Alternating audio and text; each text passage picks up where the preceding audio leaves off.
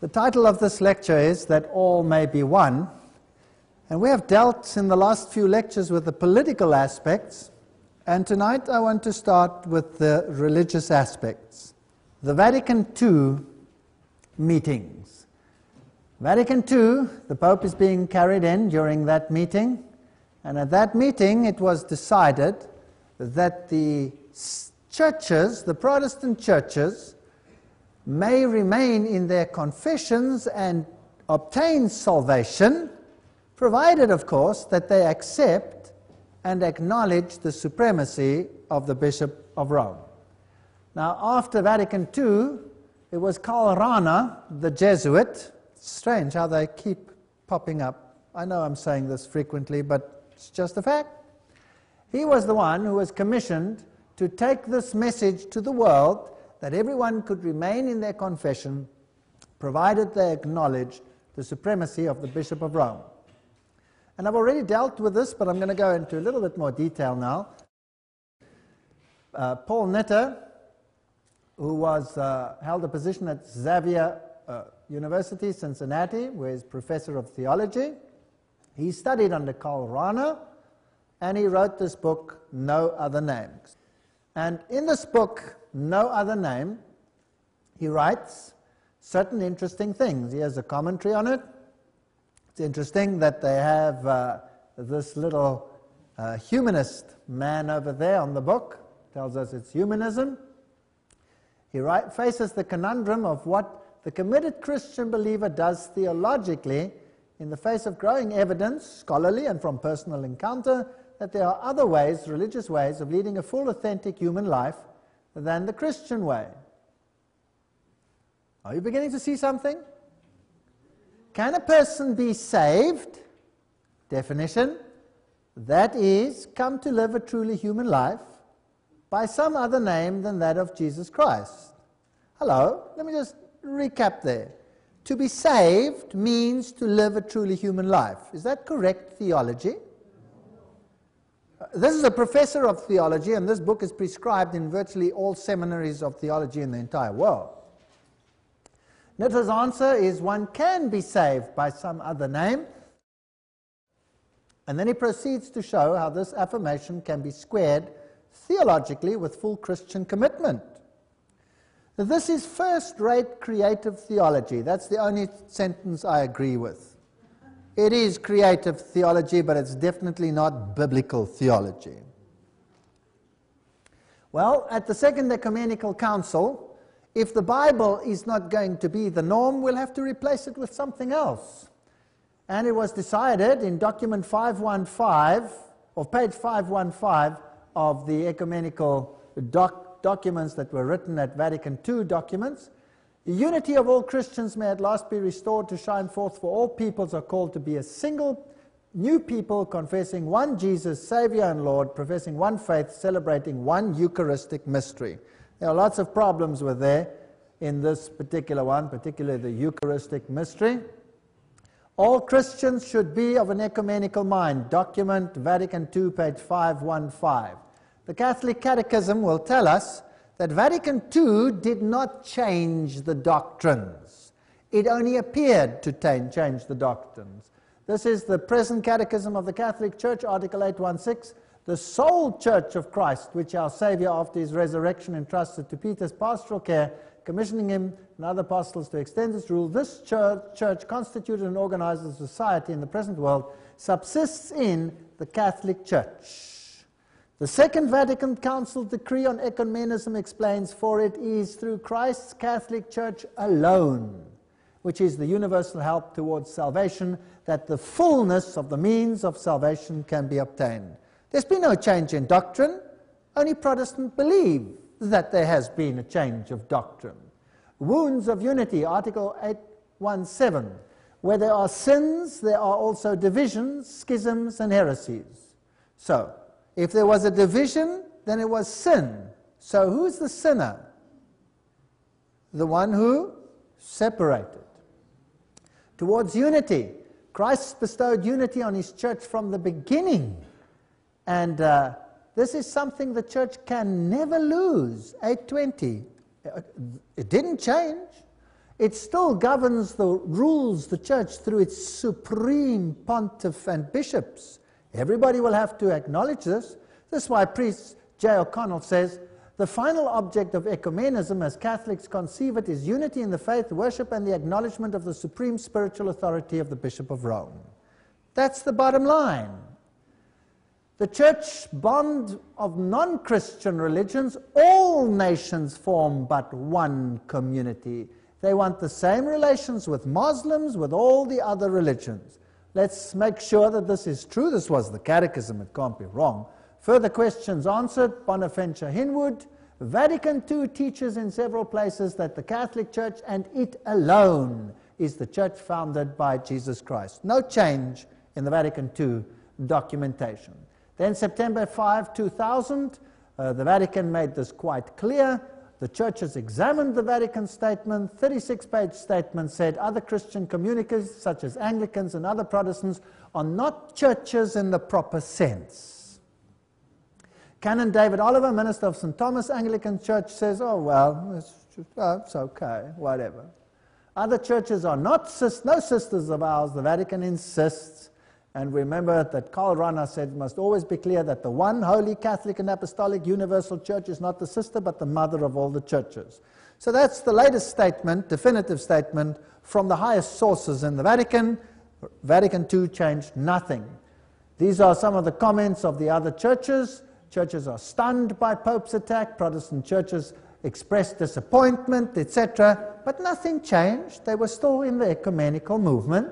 The Washington Post said a new Vatican dictum issued today declares that individuals can obtain full salvation from earthly sin only through the spiritual grace of the Catholic Church. There you go. And that other faiths, including Protestant Christian ones, have defects that place their followers in gravely deficient situations.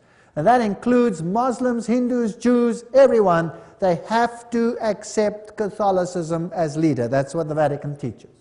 Now, how are you going to do this if the Bible so clearly condemns Catholicism? Well, Vatican and the Sunday, again, the documents, Vatican II, any endeavor must be made to make Sunday a genuine day of joy and worship. We must celebrate the Paschal mystery. It must be the primordial feast day. There must be freedom from work. Shall not have precedence over Sunday. All feasts are important. Then it says the supreme manifestation of this is the Sunday assembly. So again, Vatican II reiterated that Sunday was the day that was to be kept.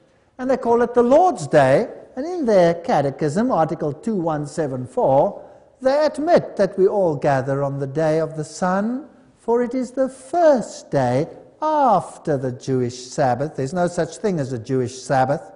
The Sabbath was instituted in Eden long before there was a Jew. Now, Sunday, in Christ's Passover, Sunday fulfills the spiritual truth of the Jewish Sabbath and announces man eternal rest from God. And it comes from tradition. This all stands in their catechism. I'm not going to go into the details. So now, if you're not going to have the Bible as basis, then you better give the people something else. Musical celebration. This is page 83. Vatican documents actively participate more willingly. Format of the celebration and degree of participation should be varied as much as possible.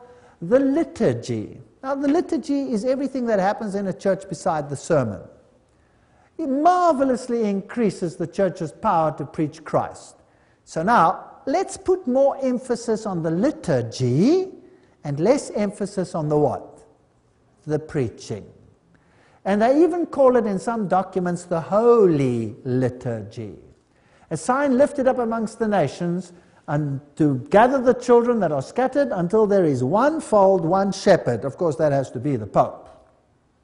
How are we going to do this? This is Vatican II, their documentation, document Vatican II, quote, in all popular devotions, the Psalms will be especially useful, and also works of sacred music drawn from both old and more recent heritage of sacred music, popular religious songs, organ, other instruments, characteristics of a particular people. The participation and celebration should be internal, but must also be external. Internal participation participation by gestures and bodily attitudes, acclamations, responses, and singing. In other words, Vatican II says, let's make the service lively. Let's start moving, let's have some bodily attitudes, let's shake the arms, then it's not so important whether you have your Bible. In fact, it's hard to hold the Bible if your arms are swinging around like cartwheels. How must the songs be? Let's go again to the Catechism.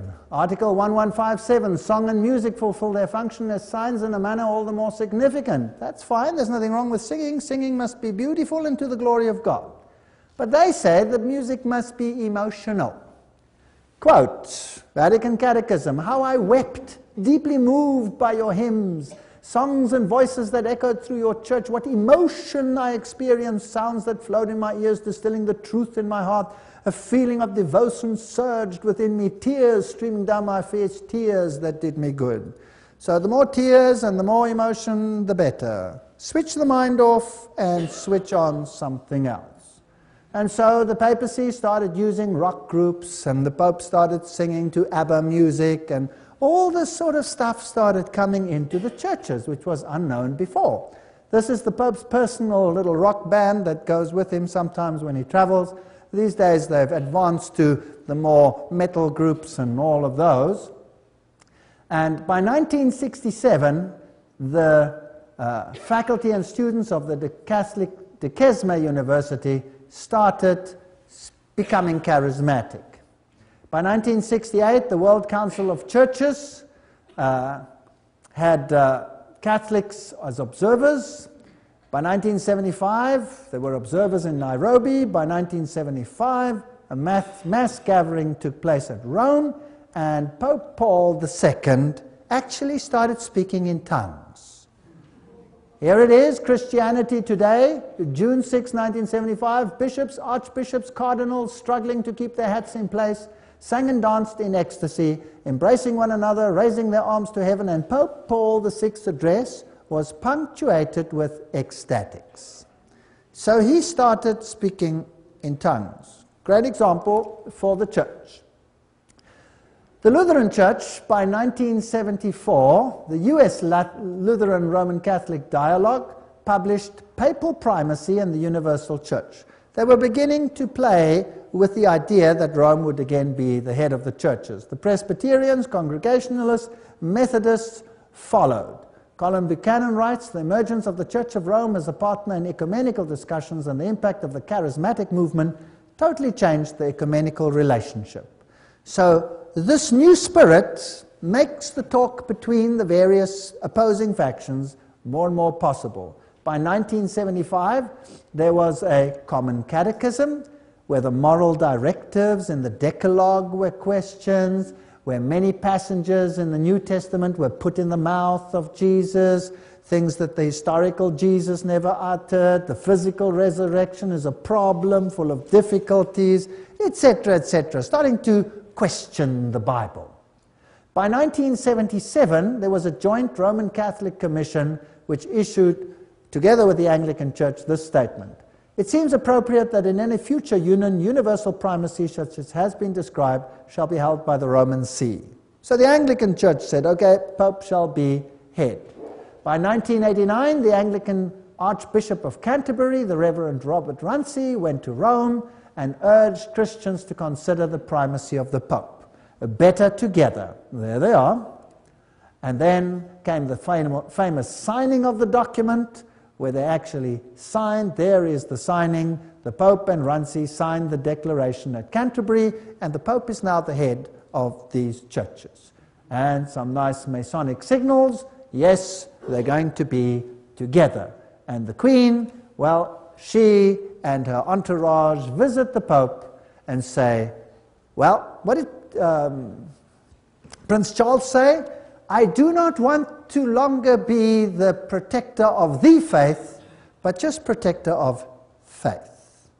So Protestantism goes. And of course, much marching in the streets of the United Kingdom. The next Archbishop of Canterbury is Carey, and Carey is remarkable because of his charismatic renewal and speaking in tongues. So the Anglican Church the first to go Romeward bound. Now, this is the famous St. Paul's Cathedral. There it is, the London bus. I photographed this myself. And this is a stunning picture. What do you see? What does it look like? It looks like a miniature of the Vatican. Yes, in fact, it is a replica of the Vatican. And the very amazing thing is that St. Paul's Cathedral never looked like that. Never looked like that. In fact, it used to look like that. But now it has been totally rebuilt, and it now looks like that. Doesn't this sound remarkably like an image of the beast? An image of the beast? Well, let's go inside. You have to be very sneaky with your camera when you go in there.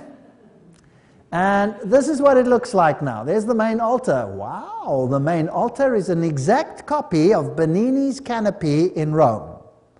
That means the Protestant church here has copied Rome. Very interesting. There are the black and white squares. They have cupids with other angelic beings, male, females, etc. And if you look at the ceiling and you photograph the top, you will find beautiful Masonic symbols. This is Masonry. This is not Church of England. So the Church of England has capitulated and has become part of Masonry, and therefore we could say Luciferian. Sad, but true. Well, in front of the main altar you have the typical solar symbols. Looking from the top, it's like a witch's cove. It's been restructured. This is occultism. In fact, it even has the black and white pentagram on the floor. And on the floor it has the symbol of the serpent with a tail in the mouth, representing the sun and the moon. By the way, those are my shoes. They were nice and clean. And the solar deities on the floor. So this is nothing other than Catholicism. Here are symbols of New Age. These are the peacock, symbols of Lucifer, the triangles in the circle, the hexagrams, and of course the corpses under the altar, and IHS on their, and sun blazes on their utilities. Also the mythical pelican or bird feeding its young to its flesh. These are occult symbols. No wonder Pope John Paul II could write in Crossing the Threshold of Hope that by the year 2000 we need to be more united. For unity, all churches must accept papal authority, the Pope said in 1995. That's the condition of unity. Now, why did the Reformation split from Rome? Surely the Reformation had good reasons, biblical reasons. Revelation 13 verse 8 said, "And all that dwell upon the earth shall worship him whose names are not written in the book of life of the Lamb slain from the foundations of the world." Well, they have surely corrupted that one in the modern translations, but never mind, that's what it says. They shall not be written in the book of life if they worship this system by obeying it. Here is the Dom zu Berlin. This is the Lutheran mother church, if you like, in Germany. And there they have huge pictures of Mary with candles burning in front of it. There you have it. This is back to Rome. And the Weltbild published the picture of Martin Luther shaking hands with the Pope. Well, in the 1980s, the Pope went to Mainz, Germany, and he said, ecumenism is an urgent task. And then Christians forging towards a new era, churches have a pact. And then the famous synod in Germany, the Lutheran Synod, Heiße Eisen, Alte Zöpfe, these old bones of contention, if you like, and they decided, der Papst soll nicht mehr Antichrist genannt werden. The Pope will no longer be called Antichrist. Well, that's the end of the Reformation as far as Lutheran is concerned. Time magazine then picked it up and said, a half-millennium rift. Lutherans and Catholics reach agreement on the issues that once split Western Christianity in two. And by 1999, November 1st, churches end 500-year rift. So the Lutherans acknowledged the Pope. And this amazing statement, Germany calls to ask, forgive Luther. For what? For what should he be forgiven?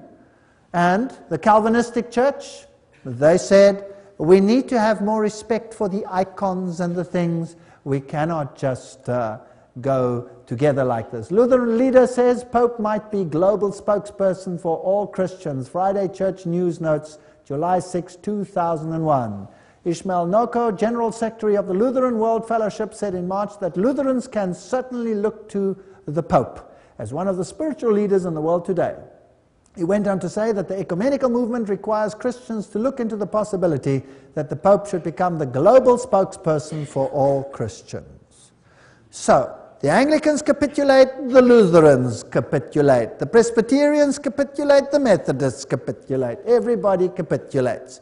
In Germany, you have now churches such as this one, which I find interesting. There's the Catholic side, there's the Protestant side, and they share the bell tower. And by the year 2000, the Knights of Columbus, which of course is Jesuit-controlled, started sending icons of Our Lady of Guadalupe to all the churches in the world. Nativity of the Blessed Virgin, it's wonderful. It says, Gino Massotti, Grand Knight of the Knights Columbus Council, 11606, at the Precious Blood Cathedral, that he hopes everybody bows down to the icon. Then came the joint declaration of Lutherans and Catholics, where they discussed the doctrine of justification, a brilliantly written document, which totally undermines the Protestant principle. Well, if the Bible goes, you better get livelier so that the people don't read the Bible so much. Theologen sollen lebendiger werden. Theologians want to become livelier. Let's go to church to have, some liturgy, some movement. I don't know, you swing your arms, maybe you can switch the air conditioners off. I don't know what the aim of it all is, but churches forge together. In recent years, many leaders of national churches have moved from a no comment to the view that the charismatic movement is the best hope of renewal. Professor Hollenberger said exactly the same thing. He said Catholics, Protestants come together because of the charismatic movement, which has worked miracles. Charismatic wave of unity amongst SA churches. Then the Dutch Reformed Church says the time is more than ripe to look at what we have in common and not what separates us. And all these great people say exactly the same thing, the moderators of all these great churches. By 1990s, the World Council of Churches was not the same as it used to be. Originally, the World Council of Churches was there to talk about Protestant unity, but of course it had an agenda to be led towards Rome. Why is Rome not a member of the ecumenical movement? Because it never separated. It's the mother. It's the kiddies that might come together to go back to mommy. That's what's got to happen. If Rome became a member of the ecumenical movement, she would say that she's one of the sisters. She's not. She's the mother. So she cannot be. And at the World Council of Churches, they said here, "Come, Holy Spirit, renew the whole creation," was the overall theme. Now, the lady who was in charge of the main speech in the beginning was Miss Chung Chung, as she burns the list of the dead she invoked. Well, she gave the address. She is now a professor at UTS, and she arrived on the stage dancing with Aboriginal men in loincloths and etc., and then she invoked the dead. She called up Hagar, Uriah, the male babies killed by Herod, Joan of Arc, people killed in the gas chambers, Mahatma Gandhi, Steve Biko, Martin Luther King, and finally she also called up the spirit of our liberator, Jesus Christ. Very nice. And then she burnt the list as a symbol. Now let's look at what happens here. Combining verbal fireworks with a performance by Korean and Aboriginal dancers, Chung rendered a dramatic evocation of a female Holy Spirit. She linked it to Hagar, exploited and abandoned by Abraham and Sarah. I also know that I no longer believe in an omnipotent, macho, warrior God who rescues all good guys and punishes all bad guys. 18 times, Chung summoned the spirit of the dead who have suffered injustices and claimed that without hearing the cries of these spirits, we cannot hear the voice of the Holy Spirit. Don't bother the spirit by calling her all the time. Added Chung, I hope the presence of all our ancestor spirits here with us shall not make you uncomfortable. Well, is this biblical, yes or no? Definitely not. But she is the minister of the biggest Protestant church in Korea, and she is now also professor at UTS. Chung Hyung Kyung was a graduate of the Union Theological Seminary, which I've already told you is Masonic. Chung was professor of Korea's Ewha Women's University, the world's largest university for women with 20,000 students. She said, "The three goddesses I want to share with you are Kali, Hindu, Kuan Yin, Buddhist, and Enna, Philippines. My new trinity." Interesting? She added, "The Christian church has been very patriarchal. That's why we are here together in order to destroy this patriarchal idolatry of Christianity." Okay, so that's the main spokesman at most of the World Council of Churches meetings. She explains, "I came from shamanist Buddhist and Confucius and Taoist and Christian tradition. When I look at our history of religion, we have more than 5,000 years of shamanism, more than 2,000 years of Taoism, almost 2,000 years of Buddhism, 700 years of Confucianism, and only 100 years of Protestantism in Korea. Therefore, whenever I go to the temples, I look to Buddha. I feel so young. Buddha died in his 80s. Jesus died when he was 33. Maybe Jesus should be called too young to understand." Wow. I feel like my bowel is shamanist, my heart is Buddhist, my right brain is Confucianist, and my left brain is Christian, Kyung continued. "I call it a family of gods, and they are together." So do you see the direction in which the World Council of Churches is moving? Kyung also said, "We believe that this life-giving energy came from God and is everywhere. It is in the sun, oh, here we go again, how nauseating. What is this? Pantheism.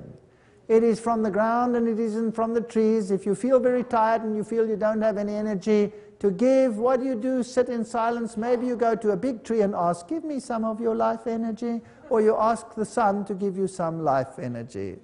Well, is this Christianity, yes or no? No, this is absolutely not Christianity.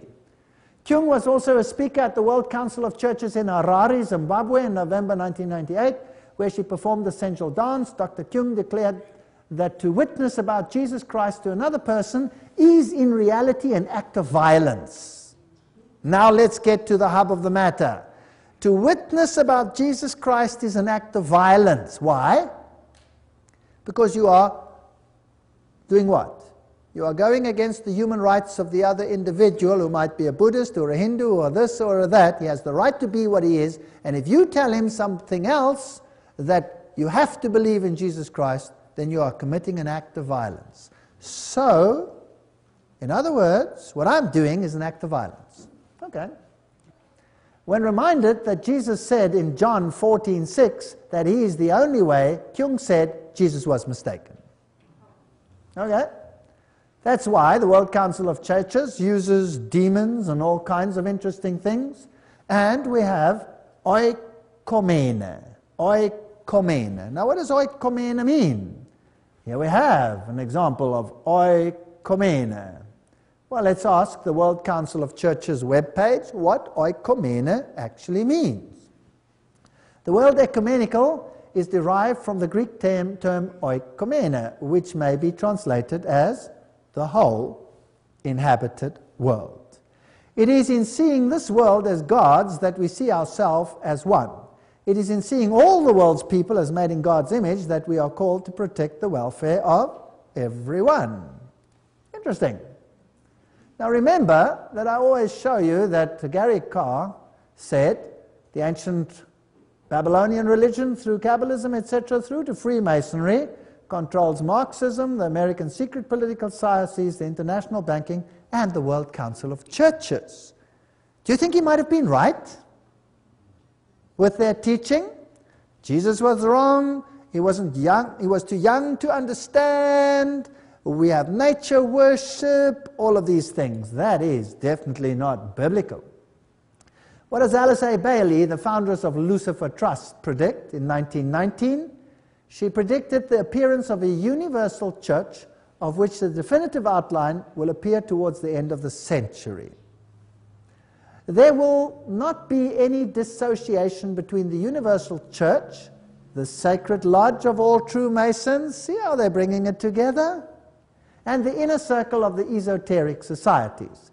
In this way, the goals and work of the United Nations will be solidified, and a new Church of God, led by all the religions and by all of the spiritual groups, shall put an end to the great heresy of separateness. Good, this requires a whole lecture. This is heavy stuff. So there's a lecture coming, the UN and the occult agenda. It's on your paper. This is very heavy. She says the churches, the lodges, sacred lodge, by the way, and the esoteric societies, by the end of the century, will work together to bring about this new world religion. Now, as a Christian, believing that Jesus is the only way, can I join the society, yes or no? You're all so adamant. This is very strange. Norman Vincent Peale. Now, who is Norman Vincent Peale? Probably one of the greatest preachers of our times. 33-degree Freemason. Freemasonry has always welcomed men of all faiths and religious beliefs to enter its doors. The only requirement is for good men to believe in the supreme architect and the immortality of the soul, none of which is, of course, biblical. Masons, in fact, go beyond the narrow sectarianism of limiting dogma. They agree with the statement of the famous statesman and writer Edmund Burke, the body of all true religion consists, to be sure, in obedience to the will of the sovereign of the world, in a confidence in his declarations, and in imitation of his perfection. That's what Norman Vincent Peale said, who was a 33-degree Freemason. As is Bishop Carl Saunders, 33-degree Freemason, United Methodist Church, Rabbi Seymour Atlas, Dr. James Westbury, Executive Director and Editor of the Sunday Georgia Baptist Journal, is a 32-degree Freemason, Reverend Louis Grant, District Superintendent, United Methodist Church, 33-degree Freemason, Reverend blah, blah, blah, blah, on and on and on and on. Well, Norman Vincent Peale said, I have found the Scottish Rite and the Symbolic Lodge espouse the belief of no one religion, but are a respect of all major religions of the world. And Billy Graham says that Norman Vincent Peale is his great mentor. Interesting. He has a 33-degree mentor. Billy Graham, the world's most popular Christian evangelist, was listed on web pages as a 33-degree Freemason by themselves. After much criticism, they took them off all the lists. Shaw, who was himself a 33-degree Freemason, revealed that Billy Graham was at his initiation ceremony. But in his book, The Deception, he talks about a prominent evangelist who attended it so that he could get his book published. Norman Vincent Peale is a definite 33-degree Freemason, ex-Grand Chaplain of the Grand Lodge of New York. This is the one that Billy Graham said is his mentor. Robert Schuller, 33-degree Freemason. These are web-page sites where you can look it up. But of course, there are many, many writings which confirm this, so this is not the only source. I'm just quoting from the sources. Oral Roberts, Jesse Jackson, most of the early founding Mormons, we know that. Jehovah's Witness, we know all that. Peale. Let's have a look at Norman Vincent Peale. Endorsed the channeled messages called the Jesus Letters, written by Jane Palzera and Annie Brown. So he endorsed channeled letters. The amazing holy letters were written one each day over a 2-year period that began on a morning in 1978. She said the letters were dictated by a non-living spirit who identified himself through her pen as Jesus Christ. There's the quote. Peale's response, he adds, it little matters if these writings came from Jesus of Nazareth or Jesus of Jane. They are all the same consciousness, and that consciousness is God. I am part of God, and Jane and Anna are part of that same God. Right, that's what Norman Vincent Peale taught. This is the mentor of Billy Graham. Interesting. Speaking of occultist Kreskin, all he's doing, says Norman Vincent Peale, is dramatizing what I've been preaching in my writings for years. Another book, The Dead Are Alive, They Can Do and Communicate with Us, was also promoted by Peale. He gushed, a masterpiece. I hope it will be read widely. Okay. This is the mentor of Billy Graham. Just remember that. The book's author is Harold Sherman, a psychic and spirit medium who also wrote a companion book, You Live After Death. Pope John Paul visits a Jewish synagogue by 1986. 87, he tours the US, meets with Protestants and Orthodox. 1889, Russia opens the door to the charismatic movement, and so they're all coming together in one big happy family. The Southern Cross, the Catholic newspaper, writes, Israel's chief rabbi pays a visit to the Pope. The Patriarch, of course, of the Orthodox Church and the Pope also meet, with much Masonic signaling going on over there. Israel invites the Pope to visit the Holy Land, and the Pope honors Schindler's widow. This is the Rabbi Robert Jacobs. Let's hear what he has to say on this issue. And in 1965, Vatican II changed that. Jacob says the Second Vatican Council marked an historic turnaround for Catholic-Jewish relations. And he says John Paul II has done extraordinary things to show respect for Judaism. He was the first pope to visit a synagogue. No pope in Roman history has ever done what he has done. It gives all Jews a feeling that for the first time in Christian church history, Judaism is appreciated as having its own integrity and is not demeaned. I think it's a tremendous privilege to meet this extraordinary Pope. And then when the Pope visited St. Louis, this is what he had to say. Will rejoice and blossom. They will blossom with abundant flowers and rejoice with joyful song.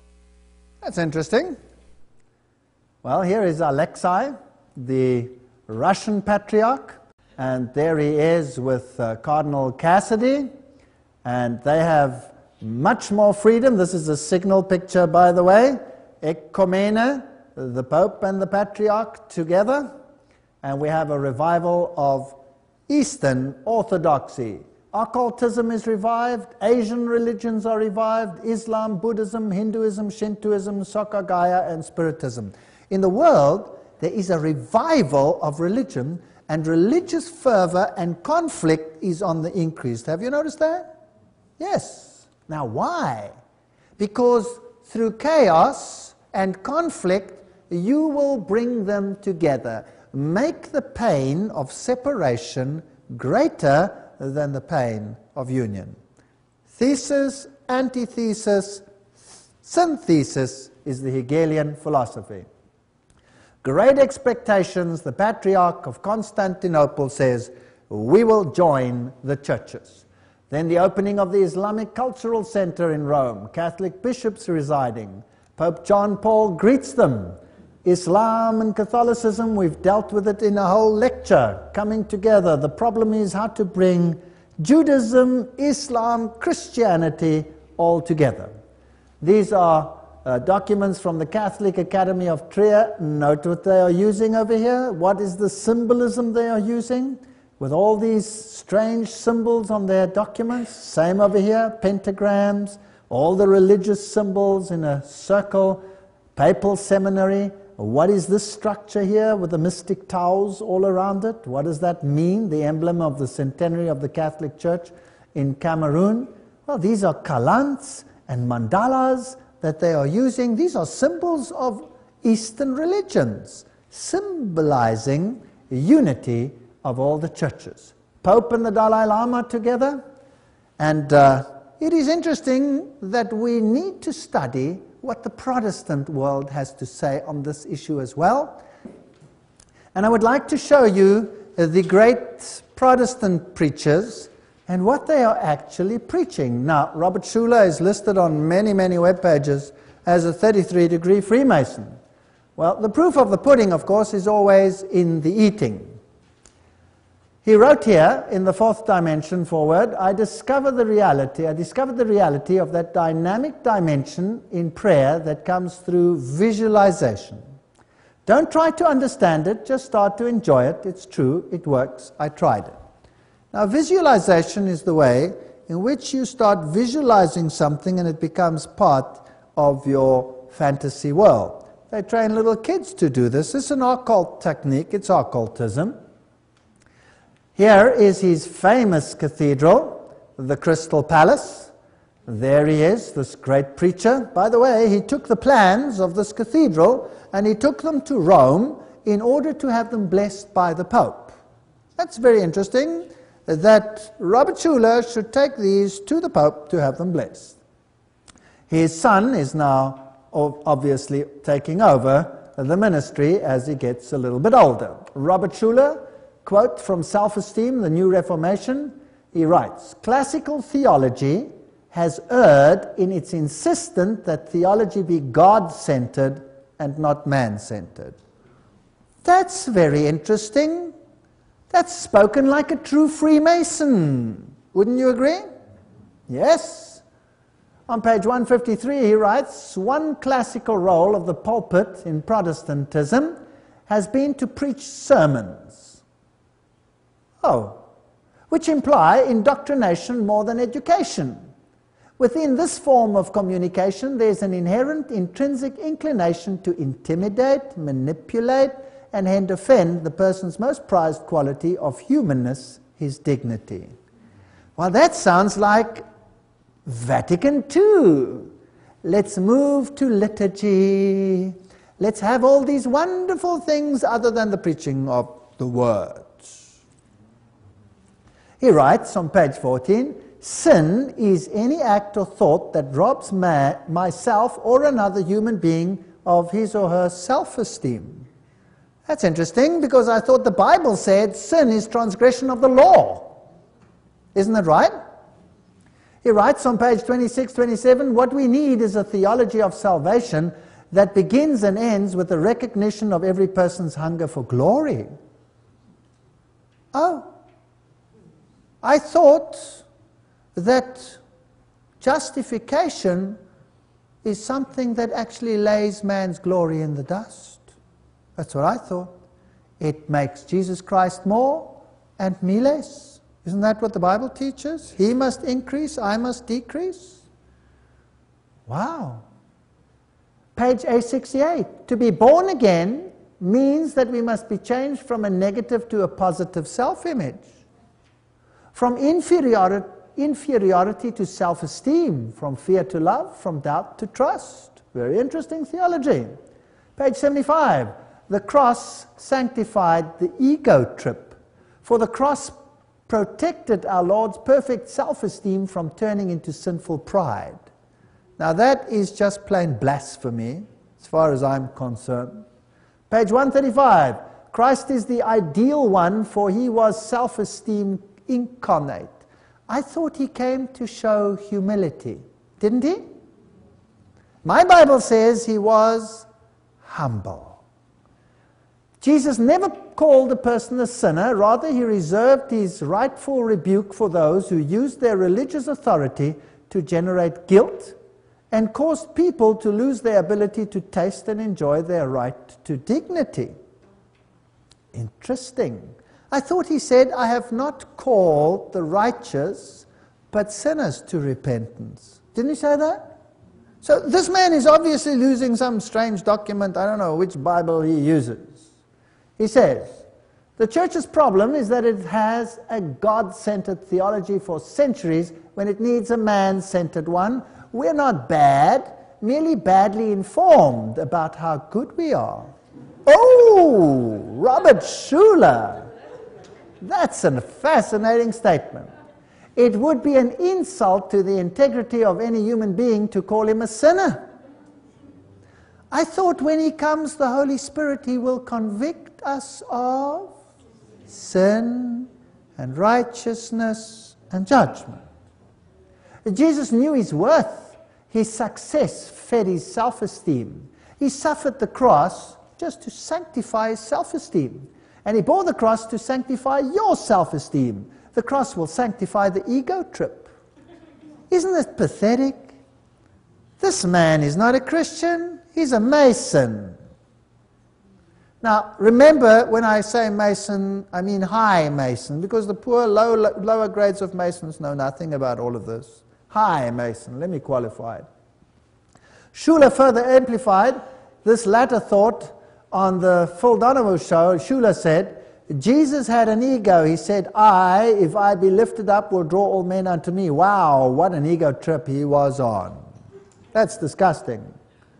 Questioner. This is the questioner to Schuller. How could the cross, as you write, sanctify the ego trip and make us proud in the light of passages that say, I hate pride and arrogance, Proverbs 8:13, pride goes before destruction, Proverbs 16:18, the Lord detests all the proud, Proverbs 16:5, do not be proud, Romans 12:16, love does not boast, it is not proud, 1 Corinthians 13:4. In fact, Paul warns Timothy that in the last days men will be lovers of themselves, 2 Timothy 3:2. Good questioner, I like the questioner already. Why should we do anything to encourage people to become lovers of themselves if Paul in fact warned others that would be the state of godlessness in the last days? Schuller, I hope you don't preach this, because you could do a lot of damage to a lot of beautiful people.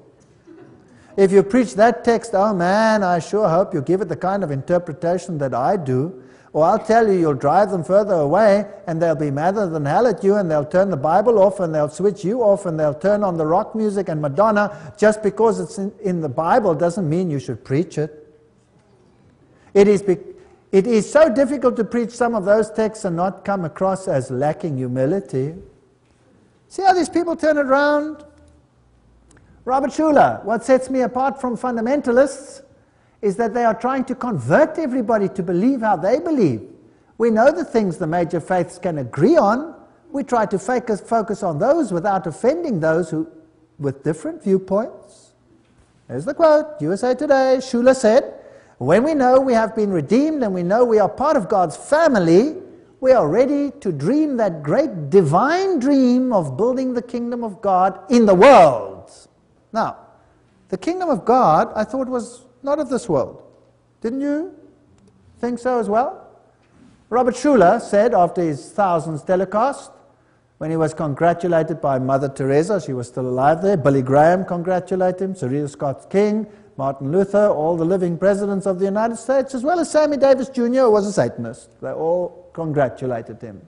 What we need is a positive, to positivize the words that have only a negative connotation. There's no greater damage that can be done than to refer to the lost sinful condition of man. Let me tell you something. If man doesn't realize that he is in a lost sinful condition, then he will never need a Savior, and then he will be lost.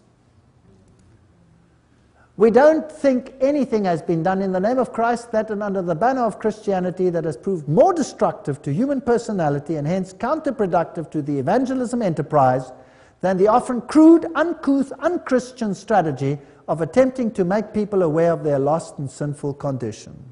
Well, that's disgusting. Well, he goes further than that. Let's have a look at what it really consists of. The most effective mantras employ the M sound. You can get the feel of it by repeating the words I am, many times over. Transcendental meditation, or TM, is not a religion, nor is it necessarily anti-Christian. Wow, you can chant, I am. What do you think about that? Now you're saying, I'm God. Surely you don't mean that, Mr. Schuller, do you? Methodists, Anglicans, all of them come together. They all begin to believe in life after death.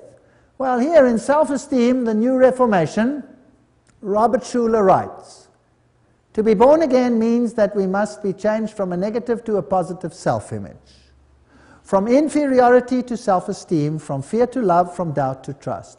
And we can pray, note what Mr. Schuller says, Dr. Schuller, sorry, our Father in heaven, honorable is our name.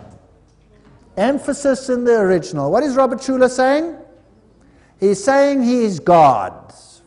Is this biblical or is it demonic theology? You tell me. You choose. It's demonic. Who approves of his theology? Who likes his theology?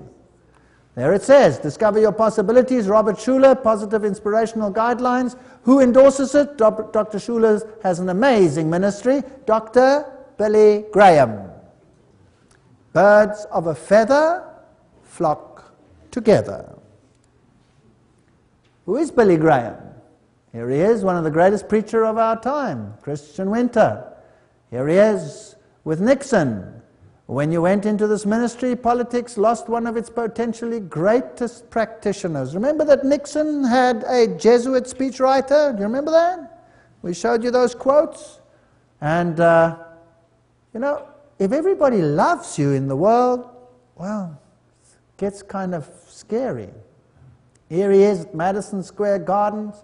Here he is at the U.S. Capitol during the presentation of the Congressional Gold Medal that he received, with Al Gore sitting there. On receiving honorary doctorate from the Roman Catholic Belmont College, Billy Graham said, "The gospel that founded this college is the same gospel which I preach today." Hello, Billy Graham, I thought you were a Protestant. Why are you preaching Catholicism? And please tell me, why, in all your campaigns, do you have a team of 800 Catholic nuns and Jesuit priests and all kinds of people like that? And why, after you campaign, do you channel them to the Catholic priests to be incorporated in Catholicism? Why do you do that if you are a Protestant? The Religious News Service reported on January 13, 1981, Pope John Paul was closeted for almost 2 hours with the Reverend Billy Graham, the world's best-known Protestant evangelist. Religious News Service, there it is, there he is together with him. The Pope is almost an evangelist, and here he is dressed in black and the Pope dressed in white, talking together. It was through Billy Graham's intervention that former President Ronald Reagan set up an ambassador to the Vatican against the Constitution of the United States. He has been linking agents from the White House to Rome. Graham wrote, this is his own words, speaking for himself, Reagan was the first American president to appoint a full-time ambassador to the Vatican. Before he made the appointment, he asked my view. I told him I thought it would probably be a good thing, in spite of a number of potential problems concerning the separation of church and state, and wrote an extended confidential letter outlining my reasons. Among other things, I told him I did not think it necessarily violation of separation of church and state. For whatever reason, Mr. Reagan went ahead with the plan. Later, my letter was leaked to the press. I caused some consternation among my Baptist friends. Yes, of course he would cause a consternation, but his Baptist friends might not know what he is because it is so well covered up in the world. If you want to read more about him, read Billy Graham and his friends. Robert Schuller's 1986 Possibilities magazine had Templeton's photo on the cover. The lead article quoted Templeton that nothing exists except God, that is pantheism, and that the Christ spirit dwells in every human being, whether the person knows it or not. That's universalism. Templeton. Now, who received the Templeton Prize? Of course, Billy Graham. Graham told Schuller during an interview, whether they come from the Muslim world or the Buddhist world or the Christian world, they are members of the body of Christ because they've been called by God. Yes, you can be a member of the body of Christ in any of those religions if you unknowingly do what the law requires because your conscience dictates this, and God overlooks the ignorance of those who do not know. The ignorance God winks at. But if you know the law and you do it not, you will die. If you don't know the law and you still break the law, you will also die. That means eternally. So evangelicals and Catholics join forces eventually, and Pope John Paul is decried as the superstar of the world. Pope deserves the title of first citizen of the world. Newsweek said that in 1979 already. After September 11, ecumenism received a tremendous boost. All the religions started coming together, the Muslims and the Protestants and the Catholics. They were all praying together. Death of Protestantism foreseen. By 1997, the Episcopal Church, with its bishop here, had the following to say. Bishop Adler, the word of the Lord told us, that what we are witnessing is the end of an era, that God is restoring his temple, and that there would be a priesthood and episcopy that was an apostolic concession. A main difference between the Protestant faith and Catholicism. Now this church. This is basically the High Church of England in the United States. Bishop Adler said that after the sermon he stood up to give a prophetic word but fell on the floor and wept for 45 minutes. And then he said, we all sensed what God was saying to us. We were witnessing the end of Protestantism. And then he said, God's church is Catholic. He declared, it was Catholic in the beginning and it will be Catholic in the end. Churches agree, Pope has overall authority. Isn't that interesting?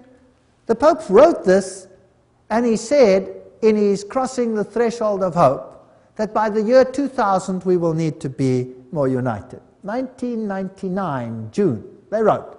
The Pope was recognized as the overall authority in the Christian world, entirely, by an Anglican and Roman Catholic commission yesterday, which described him as a gift to be received by all the churches. Interesting. And then he has a gift of authority. The 43-page document, the gift of authority, has been produced by the 18-member Anglican Roman Catholic International Commission, and it concluded that the Bishop of Rome had a specific ministry concerning the discernment of truth. What does that mean? That is infallible. So the Protestant world has given up Protestantism. Churches should hold seances. Yes, who said that? This was the Anglican Church in England. Now we're ready for Spiritism in the church. The churches are really falling. These are no longer prophetic words. These are false prophetic words. These are false prophets. They are preaching a lie. And in the next lecture, it will become abundantly clear what is happening. Don't miss the next lecture, Strange Fire. We'll see some videos which will be astounding. So, he said, what this Anglican priest said is that we can actually talk to the deceased, and maybe we can reach the atheists who died from the other side and convince them now that, you see, you're living there after all, you don't have to be an atheist anymore. If their theology was true, couldn't God do it? The Roman Catholic controversy. James R. White is a writer who says that today, well, are we coming together? There are many reasons why we should stay separate. He sees the problems. The Council of Trent said, to check the unbridled spirit, it decrees that no one relying on his own judgment shall in matters of faith and morals pertaining to the edification of Christian doctrine, distorting the Holy Scriptures in accordance with his own conceptions, presume to interpret them contrary to that sense which Holy Mother Church, to whom it belongs to judge of their true sense and interpretation, has held and holds. So only the church may tell you what to believe. You're goyim, you're too stupid to understand it yourself. Interesting. The papacy, has it changed? No. Refinement of evil, where the Pope outlines that every single ancient doctrine held by Rome will be held. Therefore, can I be part of the ecumenical movement, yes or no? I cannot be, because I cannot accept this as my spiritual leader. I have one leader, and his name happens to be Jesus Christ. It's the only leader I have. And I have one creed, and that creed happens to be the Bible, and the Bible alone. That's my creed, otherwise I have no standard whatsoever. Keeper of the straight and narrow, there's Cardinal Ratzinger, German-born Cardinal Joseph Ratzinger, head of the Congregation of Doctrine and Faith. They make sure that every ancient Catholic doctrine remains, and that no Protestant even recognizes it. They're so sneaky. Here is Cardinal Kung, and these people, Hans Kung, all they want to do is bring about ecumenism. So they make lots of Protestant noises. Didn't the Jesuits say that if you want to win someone, make his noises? Yes or no? Yes. Don't trust them one little bit. By 1986, we had the Council of Assisi, and all the religions of the world were present. That included Islam, Hinduism, all these religions. They all came together at Assisi. There's the Pope, there are the patriarchs, there's Ransi, there's the Dalai Lama, Hinduism, Buddhism, every single thing was present. Where? At Assisi. You know what's interesting? After the Council of Assisi, there came an earthquake, and the whole cathedral collapsed. It's almost like God said, click. Guess what they did? They instantly rebuilt it to its former glory. Instantly, immediately, it stands as an icon to Assisi. And at this Assisi meeting in 86, the first rot started of accepting the papacy as the ultimate. By 1999, this is what happened. The United Nations of Faith moved mountains. Article appeared in the Belgian national newspaper, Le Serre, dated 30th August 2000. A general rehearsal is taking place at the highest level in the forum, where the supreme being grand architect, that's Masonic language, or watchmaker of the universe, if he exists at all, they're derogatory, is to recognize his own at a time when the United Nations will shortly host the summit of the millennium, with the presence of the heads of state of the entire world. All the world's religious leaders have been gathering in New York. How much of the world's religious leaders? All. To discuss the most important theme of world peace and tolerance. The more distant objective to create a kind of United Nations of Faith, where the representatives of faith and philosophies could meet in order to discuss the future together, while abandoning their fatwas, theses, and other terrible arms of excommunication and exclusion and relegating them to the cloakroom. Let's get away from our separateness, let's come together. This is a very noble ecumenical initiative sponsored by whom? Ted Turner, a 33-degree Freemason, who hates Christianity, who funded the initiative. He is vice president of Time Warner, founder of CNN, and for every sin there is grace. 10 years ago, the flamboyant boss of instantaneous television had declared that Christianity was nothing but an affair for losers and freaks.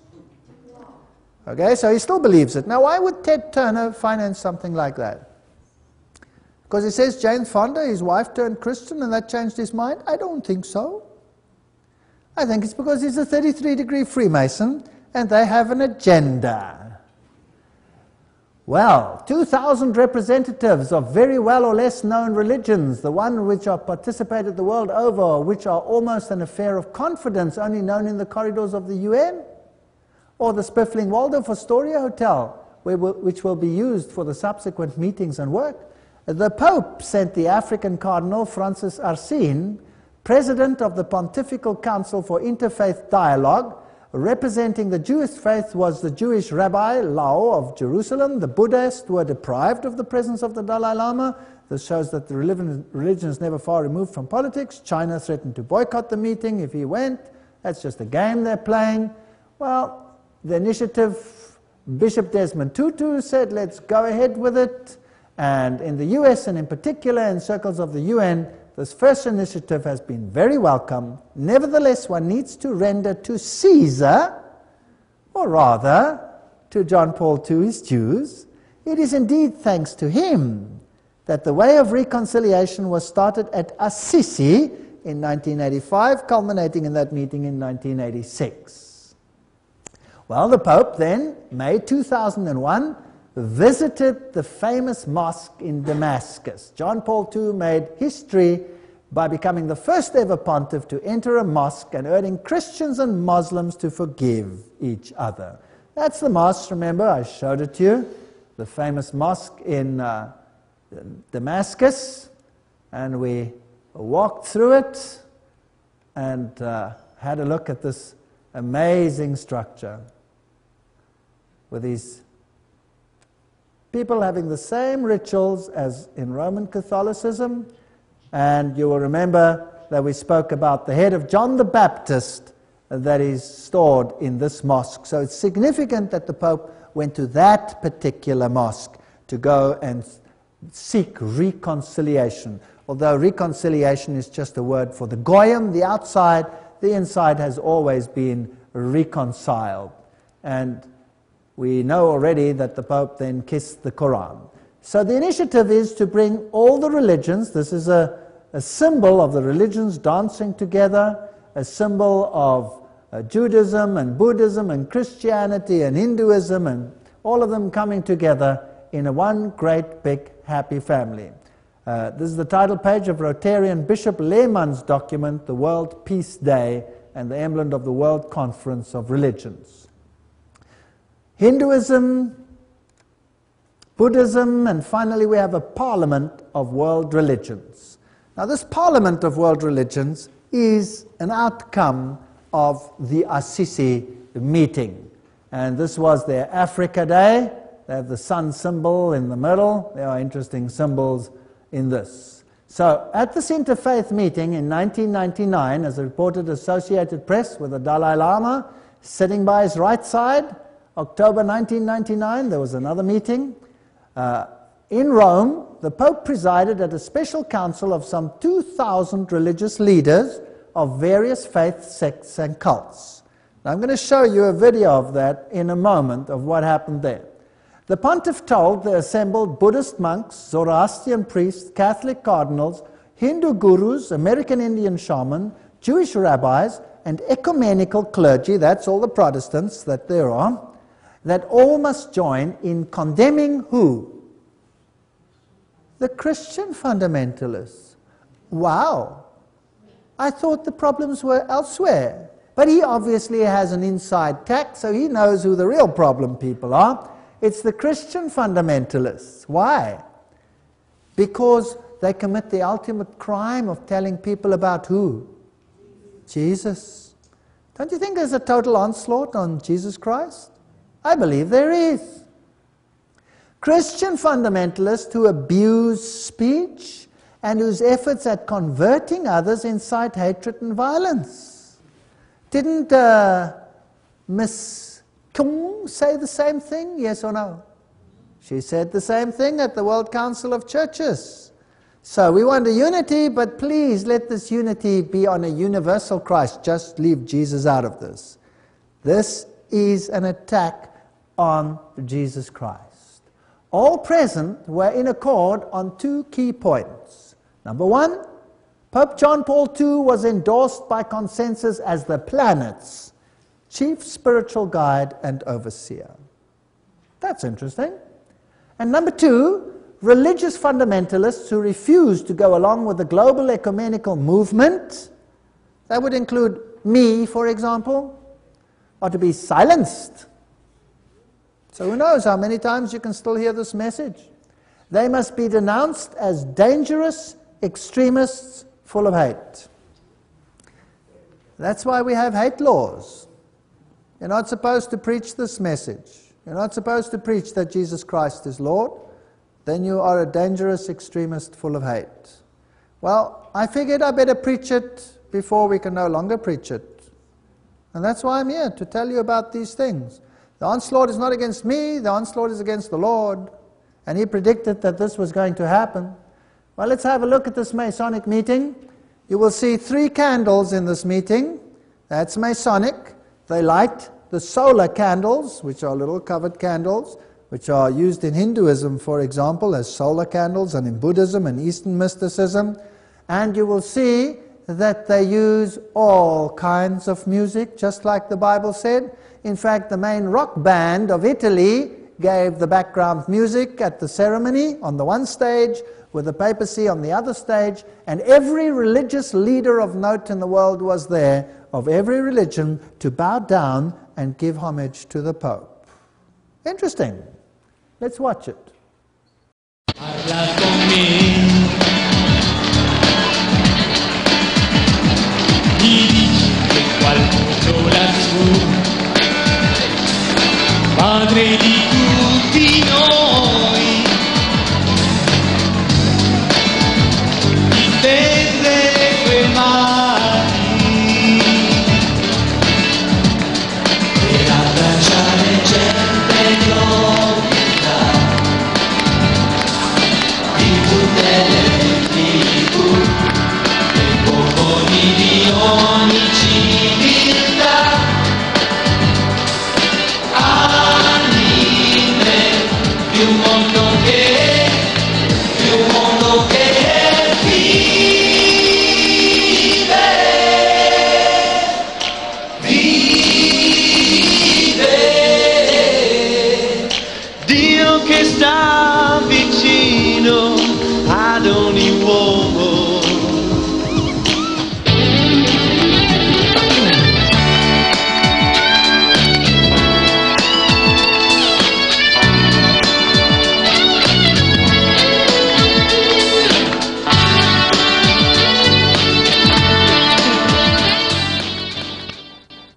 Looks so smug, doesn't he?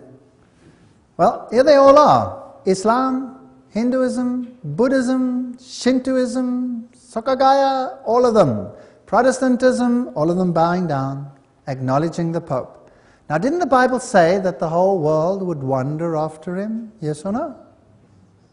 And that she would not suffer loss of children? Didn't the Bible say that? Judaism was there. All the religions were there. Now, this means that we are very, very close to the close of time.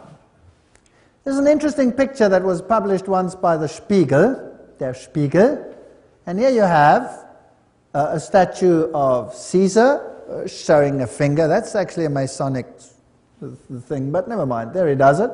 Then they have Mussolini on the other side and giving the finger. And then they have Rome here, der Papst, die Kirche, die Sünde, the Pope, the Church, and the sin. And they have the Pope over there in full sun worship regalia. And then they have the prostitute. It's almost like they know something, right? This prostitute, the Bible says, is the woman that rides the beast, the great prostitute that is over the nations, and all the kings of the world give their power unto the beast. We've seen that the ruling powers in the world actually come from very few families today, highly occult families. And the woman which thou sawest is that great city which reigns over the kings of the earth. Revelation 17 verse 8.